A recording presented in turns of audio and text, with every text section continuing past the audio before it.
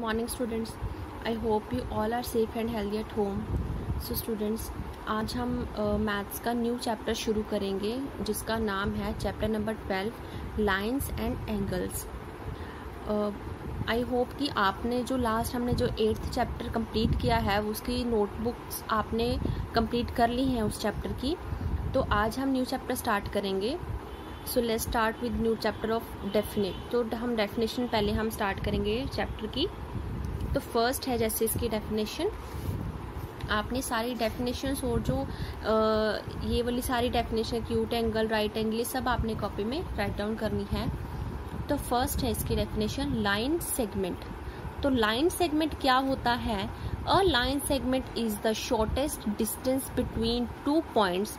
It represent as A B के ऊपर line लगा देना। जो लाइन सेगमेंट है वो शॉर्टेस्ट डिस्टेंस होता है टू पॉइंट्स के बीच। मींस कि हम ना इसे इस साइड में एक्सटेंड कर सकते हैं ना ही इस साइड में एक्सटेंड कर सकते हैं। ये दो फिक्स्ड पॉइंट होते हैं, उनके बीच का डिस्टेंस होता है।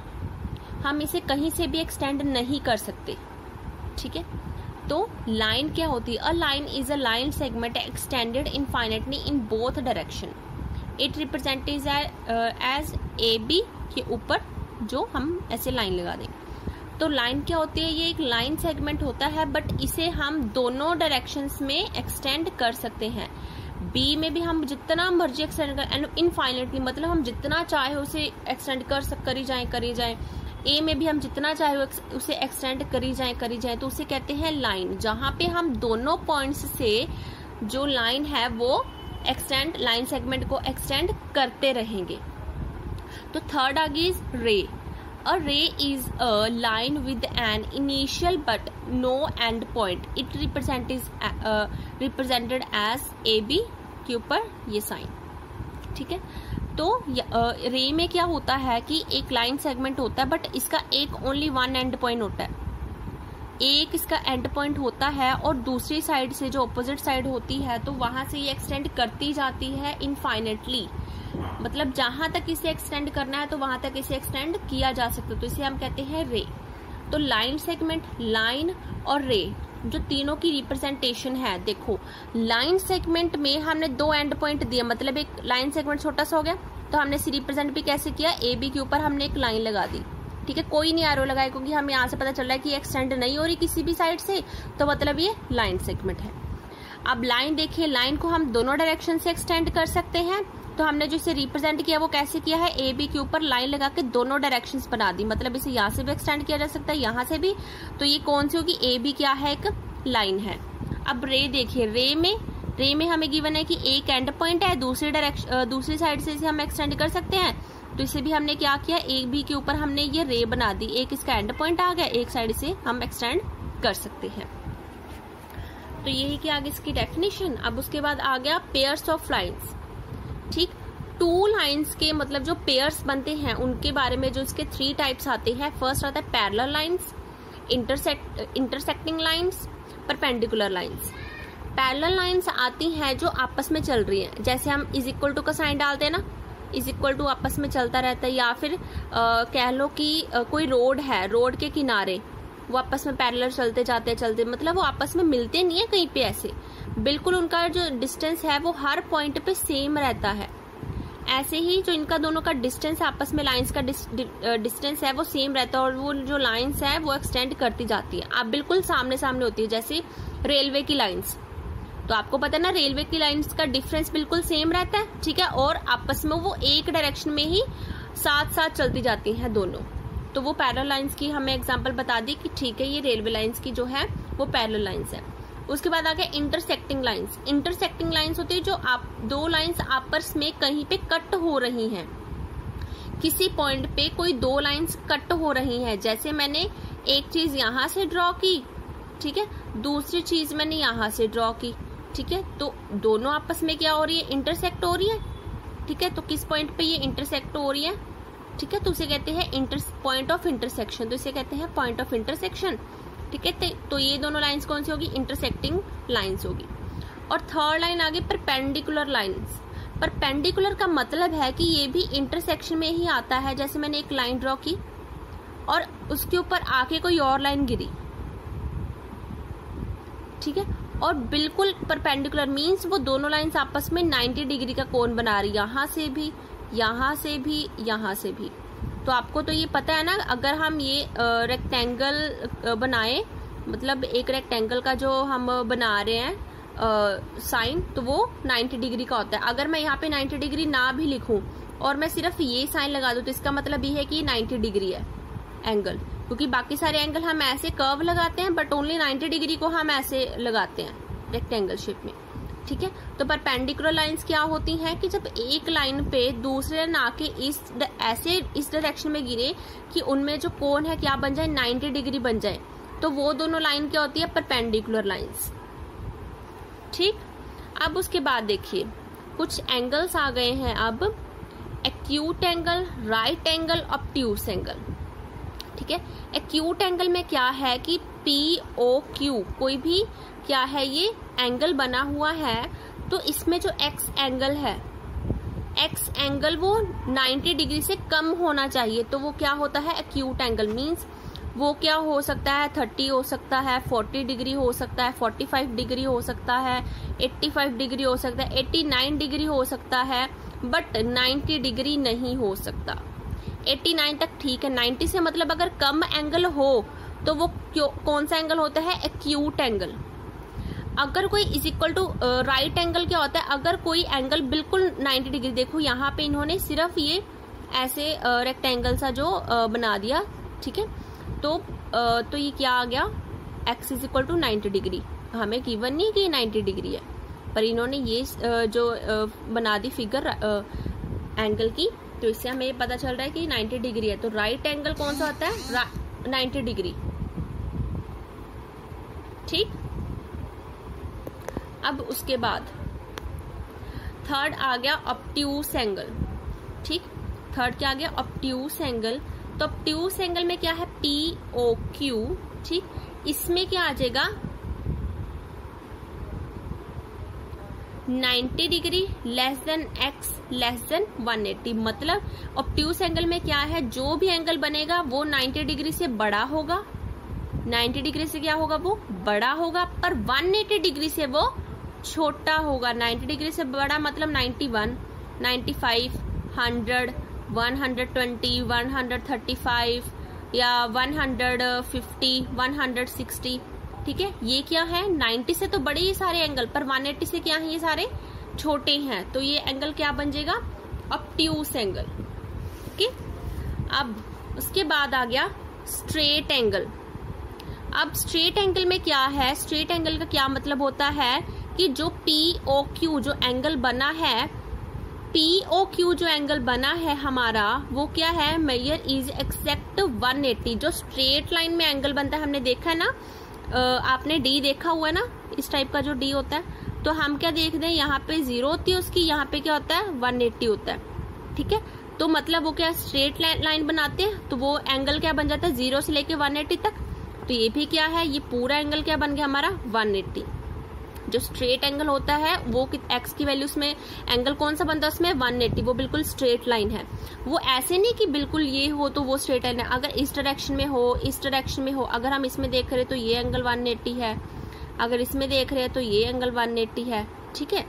अब उसके बाद आ गया रिफ्लेक्स एंगल। रिफ्लेक्स एंगल में क्या होता है, जो 180 और 360 के बीच में एंगल्स बनते हैं। जैसे हमने ऑब्ट्यूस एंगल में क्या देखा था, जो 90 और 180 के बीच बनते हैं उनको ऑब्ट्यूस एंगल कहते हैं। अब रिफ्लेक्स एंगल होते हैं जो 180 और 360 के बीच में बनते हैं, उनमें क्या होता है, उससे क्या कहते हैं, रिफ्लेक्स एंगल कहते हैं। अब थर्ड आ गया बिल्कुल जो कंप्लीट एंगल। कंप्लीट एंगल क्या होता है, कंप्लीट एंगल पूरा एक सर्कल बन जाता है। मतलब हमने देखा है, अगर हम देखें कोई भी सर्कल लगा रहे हैं, ठीक है, सर्कल में हम ऐसे डिवाइड कर रहे हैं उसको, ये जो एंगल बन गया ये 90 डिग्री आ गया, ठीक है, ये 0 आ गया, ये 0 आ गया, ये क्या आ गया, 90 आ गया, 90 डिग्री। अगर हम D के हिसाब से देखें, 0, 90, ये क्या आ गया, 180 डिग्री एंगल, तो ये क्या आ गया, 270, ठीक है। फिर अगर हम इसे पूरा यहाँ तक घुमाएं तो ये क्या आ गया, 90 डिग्री, क्योंकि 90 डिग्री एंगल बन रहा है। अगर मैं 0 से 180 तक घुमाऊं मतलब 0 से 180 तक एंगल घुमाऊं तो ये क्या बन गया, 180 डिग्री एंगल बन गया। अब 0 से लेके 270 तक घुमाऊं, मतलब यहाँ से लेके यहाँ तक घुमाऊं तो क्या बन गया, 270 डिग्री। अब 0 से लेके मैं पूरा एंगल दोबारा घुमा रही हूँ 0 तक की, कंप्लीट एंगल बन गया, मतलब यहाँ से लेके यहाँ तक, तो ये कितना एंगल बन गया कंप्लीट, 360 डिग्री। तो कंप्लीट एंगल क्या होता है, 360 डिग्री।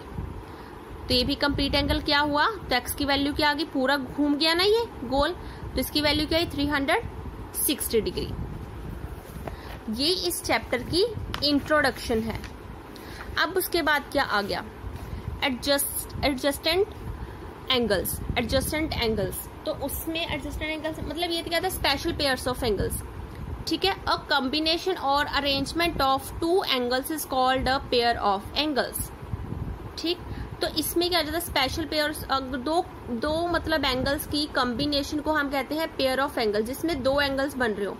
अगर हम यहाँ पे देख रहे हैं कि एक एंगल बन रहा है, ठीक है, अगर मैं इसके बीच में एक और लाइन बना दूं तो एक ये एंगल बन रहा है, एक ये एंगल बन रहा है, तो दो एंगल्स बन रहे हैं। तो दोनों एंगल्स के पेयर को हम क्या कहते हैं, पेयर ऑफ एंगल्स। तो इसमें फर्स्ट आ गया एडजस्टेंट एंगल्स, इसमें आ गया two angles are said to be adjacent if they share a common vertex, अगर वो दोनों एंगल्स क्या है, कॉमन वर्टेक्स शेयर कर रहे हैं। हैव अ कॉमन आर्म और साइड, अगर दोनों की कॉमन आर्म है। They do not overlap each other, वो दोनों के ऊपर नहीं आ रहे, ओवरलैप मतलब दोनों को कवर नहीं कर रहे, एक का एंगल अलग है दूसरे का अलग है। जैसे हमें यहाँ से पता चल रहा है एंगल क्या है, PQS, PQR भी है, PQS भी है, ठीक है। तो दो एंगल बन रहे हैं, एक तो PQR बन रहा है एंगल 1 और बन रहा है RQS एंगल 2। तो इसमें क्या क्या कॉमन वर्टेक्स ये पॉइंट होता है, तो ये इसी पॉइंट पे ये एंगल भी बन रहा है, इसी पॉइंट पे ये वाला एंगल भी बन रहा है। तो इन दोनों एंगल्स का क्या आ गया, कॉमन वर्टेक्स आ गया, ठीक है। तो ये क्या आ गया, angle A is adjacent to angle B। तो सेकंड आ गया इसमें एंगल PQR और एंगल QRS, इसका वर्टेक्स अलग है, इसका वर्टेक्स A और इसका वर्टेक्स A, मतलब इसका वर्टेक्स अलग है, बट दोनों में कॉमन क्या आ गई, ये आर्म दोनों में कॉमन आ रही है। तो इसमें कॉमन वर्टेक्स तो नहीं है, but common side, common arm तो है। वो कौन सी आर्म है, QR, जो इस एंगल में भी आ रही है और इस एंगल में भी आ रही है। तो दोनों एंगल A और एंगल B के आगे एडजेसेंट आ गए, ठीक। अब इसमें देखिए, अगर हम यहाँ पे देखते हैं एंगल PQR, ठीक है, एंगल RQS और एंगल SQT, तो दोनों में तो इनमें 1 और 2, मतलब अगर हम देखें PQR और SQT दोनों में कॉमन वर्टेक्स क्या आ रहा है, Q वर्टेक्स आ रहा है, ठीक है। दोनों में कॉमन वर्टेक्स क्या आ रहा है, Q वर्टेक्स आ रहा है।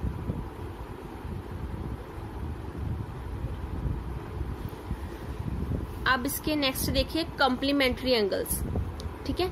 इसके नेक्स्ट हमारा आ रहा है कॉम्प्लीमेंट्री एंगल्स। उसमें क्या आ जाता है कि दो एंगल्स, कोई भी जैसे दो एंगल्स की, यहाँ पे हमें क्या दिया, ABC और CBD, अगर दोनों एंगल्स का सम, दोनों एंगल्स को प्लस करके, जैसे हम लेट कर ले कि ये एंगल X है और ये एंगल Y है, अगर हम X प्लस Y कर दे तो अगर वो 90 डिग्री बन जाए एंगल, तो वो क्या बन जाता है, कॉम्प्लीमेंट्री एंगल्स, ठीक है।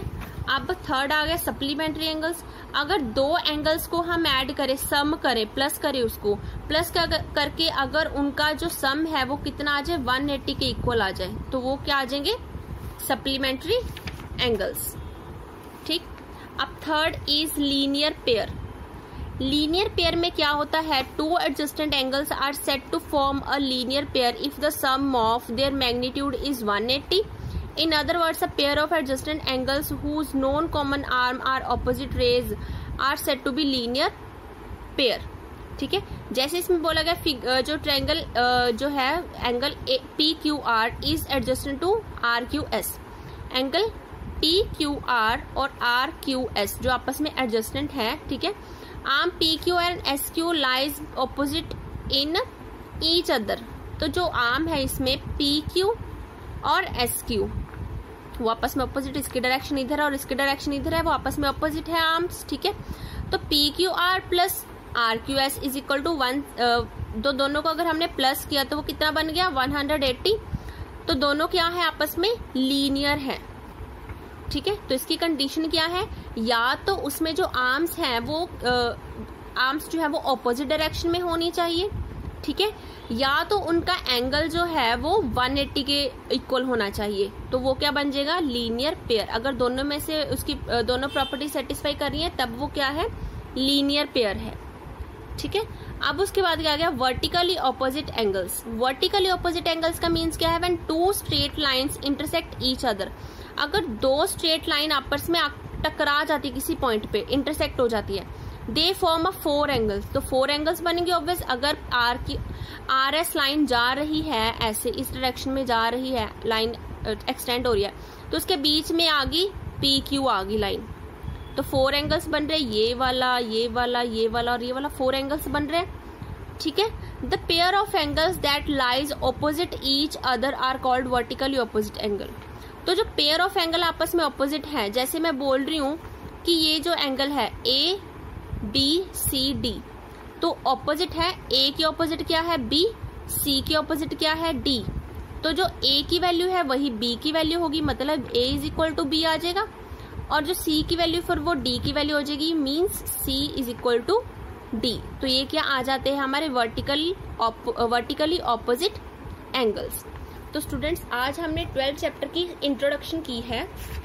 तो आपने क्या करना है, आपने इस इंट्रोडक्शन की पहले इन लाइन सेगमेंट, लाइन और रे की डेफिनेशन लिखनी और उसे ड्रॉ करना है। उसके बाद आपने एक्यूट एंगल, राइट एंगल और ऑब्ट्यूस एंगल की डेफिनेशन लिखी, उसे एग्जाम्पल के साथ एक्सप्लेन करना है। Straight, reflex and complete angle की भी इसी डेफिनेशन लिख के और बना के इसे एग्जाम्पल ड्रॉ करके इसे एक्सप्लेन करना है। अब थर्ड, इसके एडजस्टेंट एंगल की भी ये वाली ड्रॉ करनी है, उसके बाद इसकी डेफिनेशन लिखनी है। देन कंप्लीमेंट्री, सप्लीमेंट्री, उसके बाद linear pair, vertically opposite angle, ये सब की आपने डेफिनेशन और इनके एक एक एग्जाम्पल ये ड्रॉ करनी है ताकि आपको ये इंट्रोडक्शन इसकी समझ आ जाए।